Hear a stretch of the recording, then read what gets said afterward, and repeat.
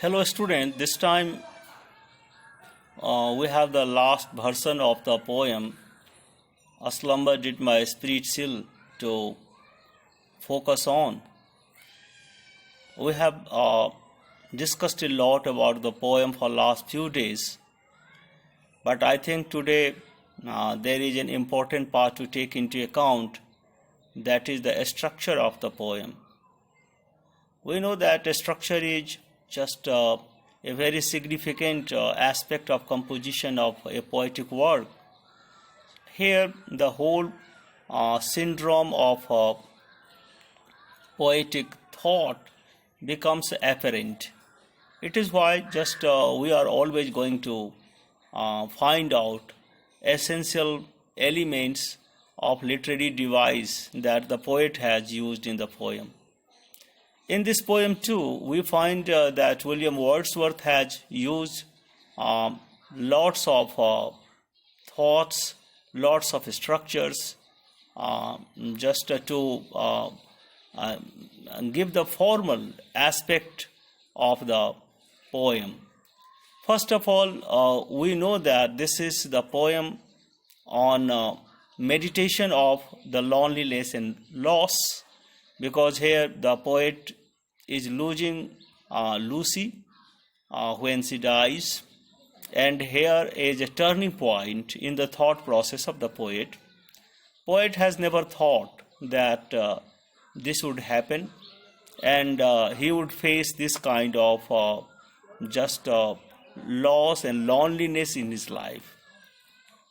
So this poem is described in many ways. We can say that it is said to be an ode to beauty, or it is also described as dignity of an idealized woman. So this idealized woman named Lucy has always been into the core of epicenter of this poem, and this is known only by the poet that she is not a living being. She is just remote physically and intellectually, and we also find that this idealized woman has cast a very deep impact on the mind and thought of the poet. So we find from the structure point of view that the poem has been made of monosyllables, or we can say that it is the first important point that we should try to keep into our mind, that the words or diction that the poet has chosen to compose this poem have been monosyllabic, or we can find that we have occasional disyllabic word. So it is really just from the diction point of view very simple, that the poet has used as much simple word as even the school-going children can very easily understand and find out the essential thought of the poem. Now we can hardly find just disyllabic words except diurnal and something like that, that too refers to some important things and idea in the mind of the poet, so he has used that kind of thing.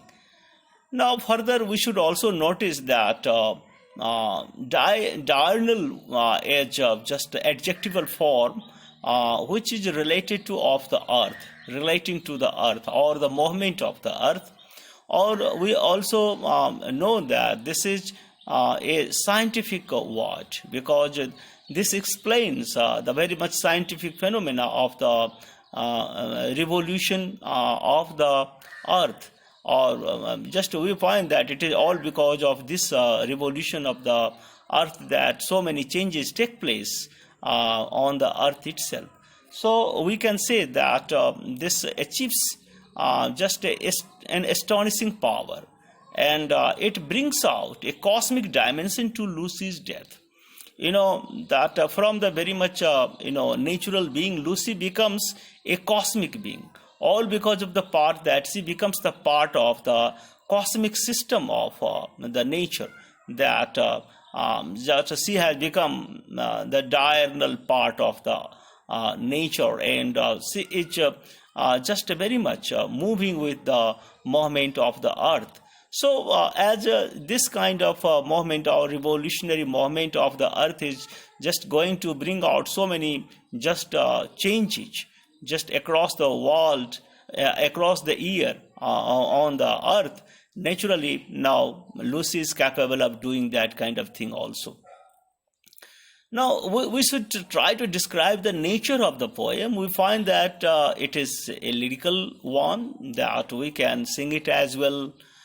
It is also described as an elegy, or sometimes you can also say that it is a nature poem, but it is lyric, an elegy, and a nature poem all in one. How difficult it is for a poet to write one poem which contains the element of lyricalism, the element of elegy, and the element of nature as well. It shows that the poet William Wordsworth was a commanding one on his poetic skill, that he can use it, for multi-purpose, or just it is his ability which can show that a person is able to create just three kinds of poetic form into one poem itself. However, we can say that it is very much simple. He maintains simplicity of tone, style, rhyme, and rhythm. These are also important aspects of a structural dimension of the poem. But he remains simple to maintain the tone and the style and just rhythm and rhyme. So keeping everything simple, from the structural point of view, there are so many poets who are very tough to understand because of his structural capability. That maybe there are some poets like Alexander Pope who is writing in heroic couplet. That becomes a tough structural form of writing, and there just even reader has just a hard nut to crack to understand what just Alexander Pope has to say. But here we find that no, that is not that kind of thing which is just very much done by the poet. So just keeping everything simple and giving the very serious reflection of thought is just a masterpiece of William Wordsworth. He was just a man of philosophy, because Romanticism itself is a philosophical assumption that the poet of that age was always trying to deal with so many issues from romantic viewpoint, and naturally he is dealing with love and death and life from romantic viewpoint in the poem, and he knows that it is just a kind of philosophical aspect that is talking through poem. So if he is just going to make his tone, style, rhyme, and rhythm rather complex, it will be rather difficult for the reader, rather for common reader to understand. So he has given priority to the idea that is itself very much high and just sober in the nature, keeping everything into the simple form. And so this poem shows a kind of perfect unity of tone, style, rhyme, and rhythm. Now, you find that when the poet has chosen the word like diurnal, it is with a view to show poet's loss and Lucy's absorption with nature. On the one hand, it is the personal loss of the poet, that he will not be able to just have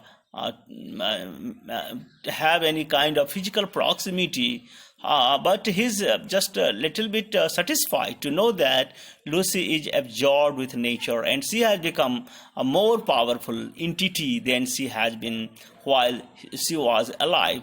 So it is a matter of consolation for the poet that he is thinking in that vein of thought. And so we can say that he has never just thought that his personal loss should be just very much boring for the poet to read.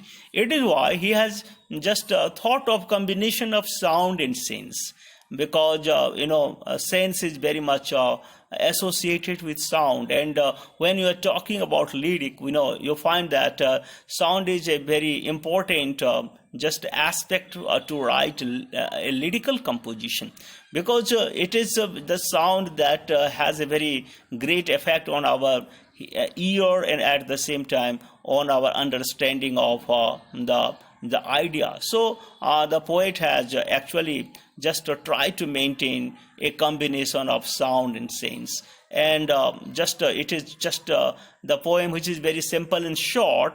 It is of two stanzas only, just containing 4 lines each. And here we find that rhyme scheme is AB AB, or it means that the first line is rhymed with the third and the second with the fourth. So we find that at an interval of 1 line, we find that sound is repeated, and that creates a kind of rhyme and rhythm into the poem. But we know that just it is an abstract and unknown concept of death.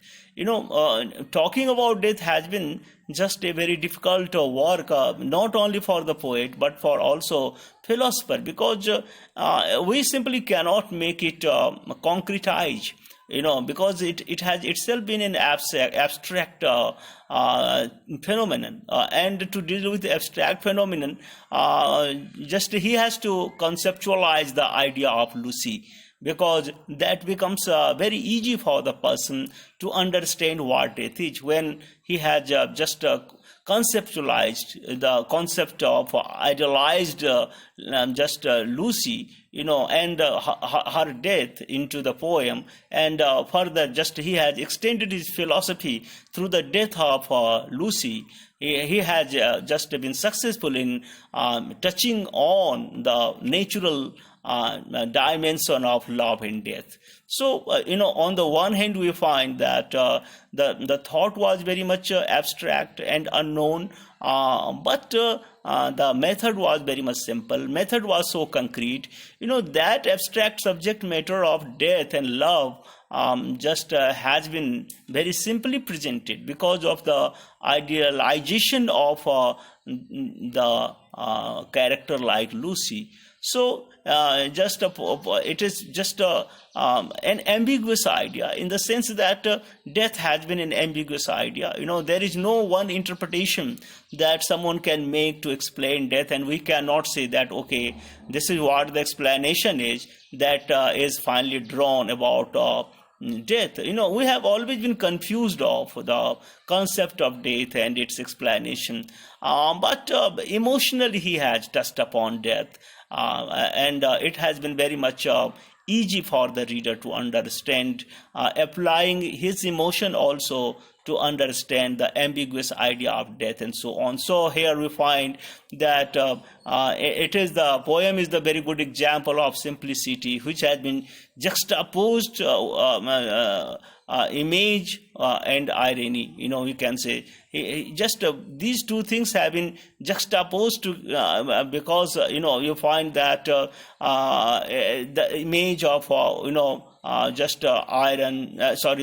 and stone and so on has been sufficient to refer to death of Lucy and so on. And irony, because it was a very much contradictory aspect. You find that whatever poet wants to tell is just motionlessness of Lucy, but it has referred to what we can call death. So it has been just through that image that we are just going to actualize what death is and so on. So it is in terms of physical phenomena also that he has been successful in explaining death and so on. And irony, because poet himself has been just what you can call enlightened with the death of Lucy. He was just half knowing the reality of the life. Because when someone is thinking that, okay, that just his beloved will not be dead ever, he is living with the half idea. But irony is that everybody, or every living being, is to end its life, including Lucy. So it is ironical to explain all these kind of things. So We find that the poem is written into the first person because the poet himself has to experience or feel the personal loss, because he is taking Lucy for his personal loss. And we find that the girl unnamed has been focused, but we are surmising that it might be Lucy and someone else. So we can say that this personal loss finally becomes the general loss of the people, because all the people have almost the same kind of feeling and understanding about the death, which is another way named as loss too. So this loss is of poets in the first stance, but we can say finally this kind of loss is also just taken for death by the common people. So we can say that there is no concrete information about girl, and we find that it remains vague, and slumber is symbolic in the sense that we are into just peaceful aspect of mind, because it has many meanings. I can say we can explain slumber not in one way, that the poet has got enlightened after death of Lucy. Before the death of Lucy, who was into mistaken world or mistaken idea, it was just like a slumbering of the person from knowledge point of view. It is one aspect that we can talk about. Further, we can say that when he has known that Lucy is dead, now he becomes peaceful, calm and quiet, and he has gone into the slumbering stage. It is just like Buddha, that when he has been enlightened, he has been into the slumbering stage. His curiosity to find the truth has been made, and so his face becomes peaceful. It was as much peaceful as someone is into slumbering stage. So I think these are two just ways by which we can understand. So it has been symbolically used as well, and death has been alluded here.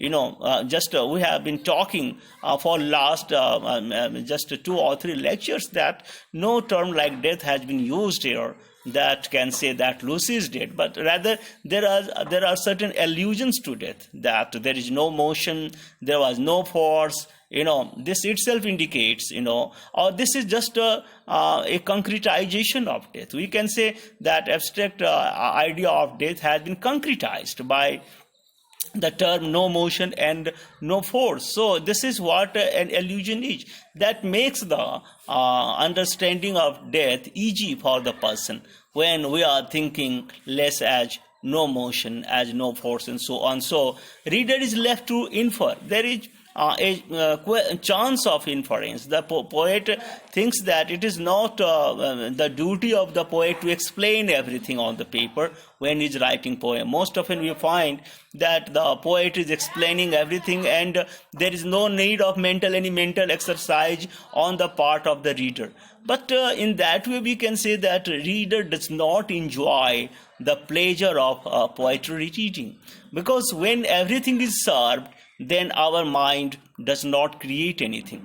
When we are reading, as a reader, our mind should also create the meaning, because it is the process of decoding the idea through reading. But if everything is very apparently discussed there, then you find that there is no question of inference, there is no question of logical just assimilation and so on.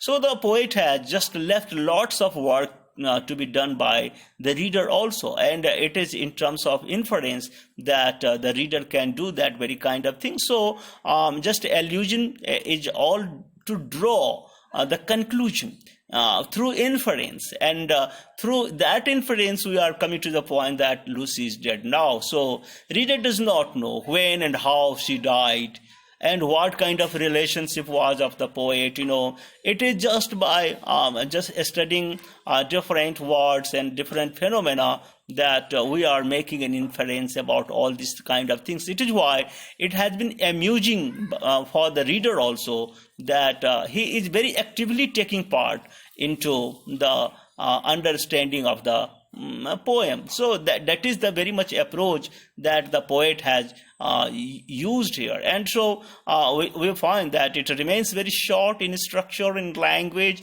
but it is a wistful and pensive style in which the poet has written it. We can say it was wistful and pensive to the extent that everything becomes very much clear, crystal clear in the mind of the poet.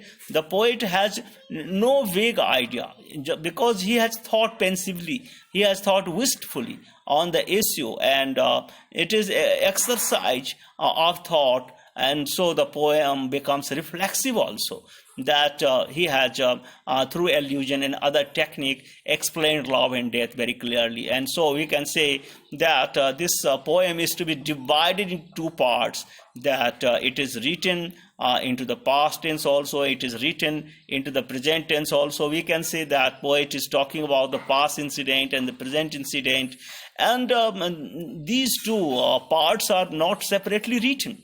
They are rather contributing to the whole. We cannot say that there is a line between the first stanza and the second stanza, and they are just going to present two different kind of situation. No, we can say one is going to contribute to another, and so holistically we can read this poem. So first stanza in the past tense, and it deals with the context of death, and the second stanza is in the present tense. That is the conclusion aspect, that is the philosophical aspect.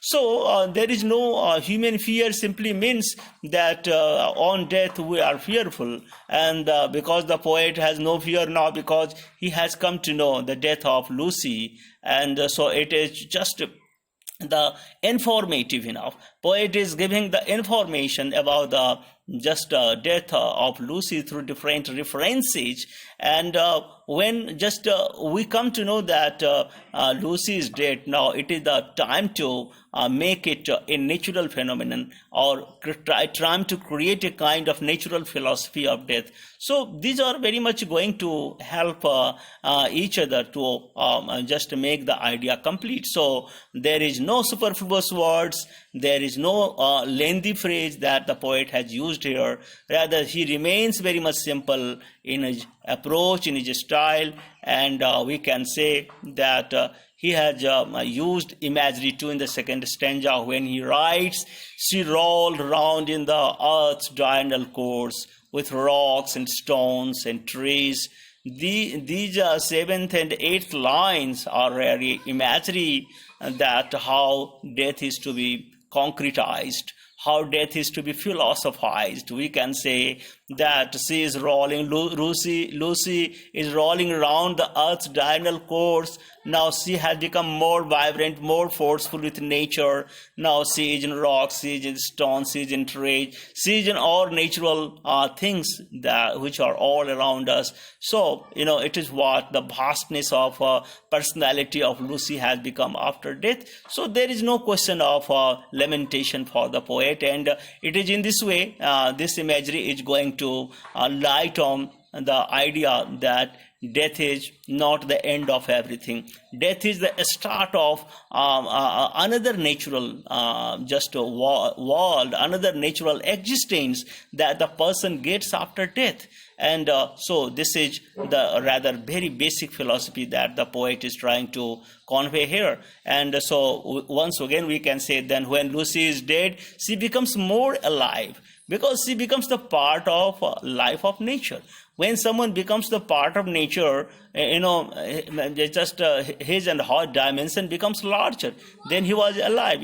When we are alive, we are just a link of nature. But when we are dead, we become the part of the nature. So we can say we become more lively, more forceful after death. It is what the poet tries to conclude and say, not tangible or visible as human objects, say star. And so we can say that she is just like a star, she is just like just other natural objects that may be visible, but we can perceive only. we can feel only the visibility of that kind of thing. Seeing leaves and branches are not the natural world, you can say. These things are to be